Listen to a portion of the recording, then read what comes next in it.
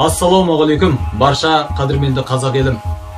Мынау еліміздің тәуелсіздік алғанына 28 жыл болып, барлығымыз бөркімізді аспанға атып қуанып отырмыз. Ал мәңгілікке елімізді сақтап қалудың жолы ол мына ұрпақтарды тәрбиелеуден. Мына біз өзімізден бастау керекпіз. Біз ұрпақтарымыз жасайды. Ой, мен жасамасам ұрпағым жасайды дегенді айта бермей, өзіміз жасап үлгі болайық ағайындар.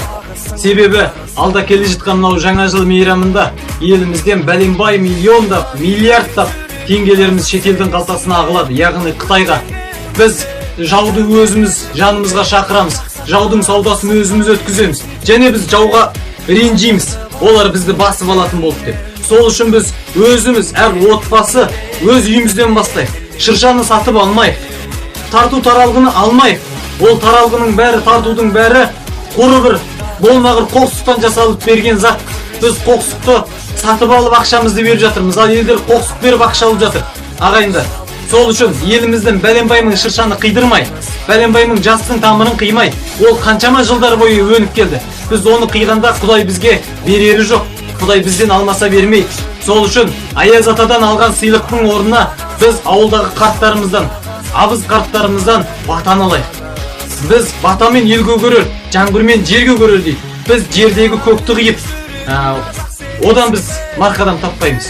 Сол үшін ағайындар, біз осы бастаманы әр отбасыдан бастайық. Әр үйді ұстап отырған ер азамат, өзіңіздің әйеліңізді, балаңызды, бауыр туысыңызды, іні қарындасыңызды басқарып, үйдегі оның орнына біз балаларымызға қазақы киім кидірейік.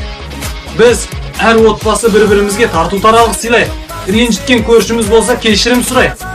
Біз сол күні жақсылап бір қойымызды сойып, Құдайға атап, барлығымыз бауыр туыстарымыз шақырып, жақсы бір дастархан жасап, Наурызда асар жасап, әр отбасы өз үйіне 10 ғаламшадан отырғызайық. Қазақстанның гүлденуіне, бұл Қазақстанның мәңгілік ел болуына үлкен тірек болатын істеп ойлаймын. Сол үшін таудың өзі тастан құралады, құмның өзі тастың өзі құмнан құралады. Сол үшін біз әр ұсақ істен үлкен заттың пайда болатынын білеміз. Әрбір зат атомнан құралғаны секілді, бұл да еліміздің фундаменті.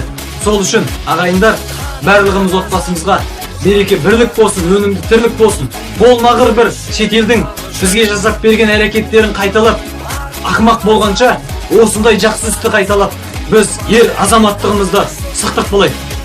Жігіттер, алға!